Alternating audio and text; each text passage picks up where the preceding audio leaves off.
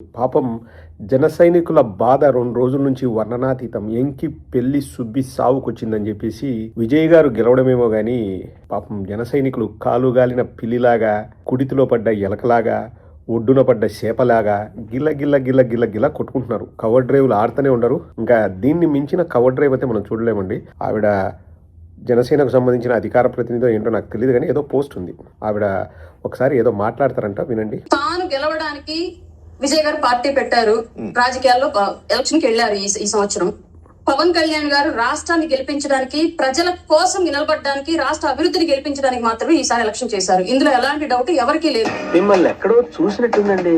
2024లో ఖచ్చితంగా మీరు పవన్ కళ్యాణ్ గారిని ముఖ్యమంత్రిగా చూడబోతున్నారా? 2024లో ఖచ్చితంగా మీరు పవన్ కళ్యాణ్ గారిని ముఖ్యమంత్రిగా చూడబోతున్నారు. అలాగే ఇంకో స్టేట్మెంట్ ఏంటంటే 2024 తర్వాత రాష్ట్రంలో 2 ప్రధాన పార్టీల కింద ఉంటాయి. అందులో ఒకటి జనసేన కంపల్సరీగా. మిగతా 2 పార్టీలు ఏ పార్టీ ఉంటుందా అనేది వాళ్ళల్లో కూడా ఒక పార్టీ డిసైడ్ చేసే ఛాన్స్ ఉంది.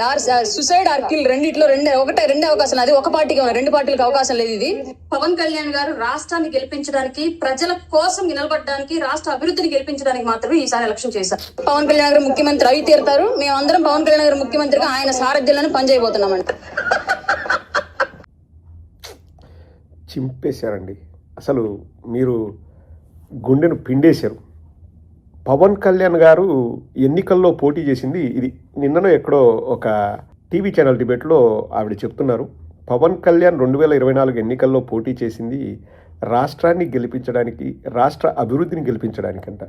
విజయ్ గారు పోటీ చేసింది తనను తాను గెలిపించుకోవడానికంట. ఇది ఏమి లాజిక్కో, ఇది ఏమి ట్విస్టో నాకు అర్థం కావట్లేదు. గుండెలు పిండేశారండి.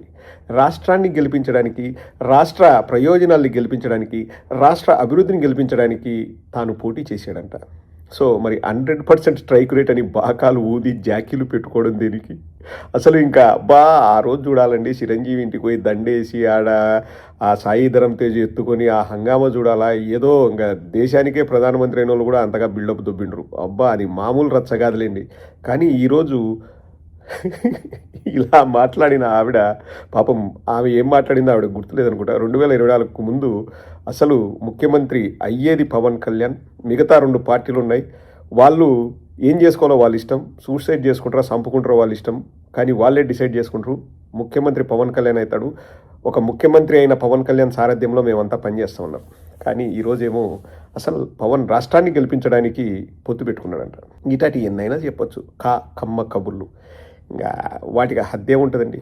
తెలుగులో ఒక సామెత ఉంది, ఆశకు హద్దు ఉండదు, ఇంకా వేరే దానికి సిగ్గుండదని. అది నేను మాట్లాడను అంటే జనరల్గా చెప్తాను. పాపం ఇప్పుడు నేను ఇప్పుడైనా కాదండి, ఎప్పుడు కూడా నేను జన సైనికుల్ని కానీ వాళ్ళ పార్టీ నాయకులు కానీ నేను ఎప్పుడు కూడా బ్లేమ్ చేయనండి. ఎందుకంటే వాళ్ళది కక్కలేని మింగలేని పరిస్థితి. వాళ్ళను మనం ఏం అనలేం, వాళ్ళ చూసి జాలి చూపించడమే. ఇప్పుడు ఆమె ఎంత మనసు చంపుకొని ఆ మాటలు మాట్లాడుతుంటుంది. ఇప్పుడు ఏదోటి కవర్ డ్రైవ్ వాడాలా, ఇంకా కవర్ డ్రైవ్ వాడకపోతే ఏకి పరేస్తారు. ఇప్పుడు ఒకటే మాట్లాడుకుందాంలేండి. వాళ్ళంతా చెప్పేది ఏంది, మీరు 11 సీట్లకు పడిపోయినారు, ఇంకా 1 సీటు కూడా వస్తుందో రాదో అది ఇదని వాళ్ళే అంటారు కదండి. అంటారా లేదా? ఇంకా వైఎస్ఆర్ కాంగ్రెస్ పార్టీ లేదనుకోండి, మీరిద్దరే పోరాడండి. ఏమి మీరిద్దరు పొత్తు పెట్టుకోవడం దేనికి? మీరిద్దరే పోరాడండి. తెలుగుదేశం జనసేననే పోరాడండి. ఏం భయమా? కాదు, భయమా? గుంపులుగా పోయి గుంపులుగా రావాలన్నా? కాదండి, అదంతా కాదు. పవన్ కళ్యాణ్ రాష్ట్రాన్ని గెలిపించడానికి పాటుపడుతున్నాడు.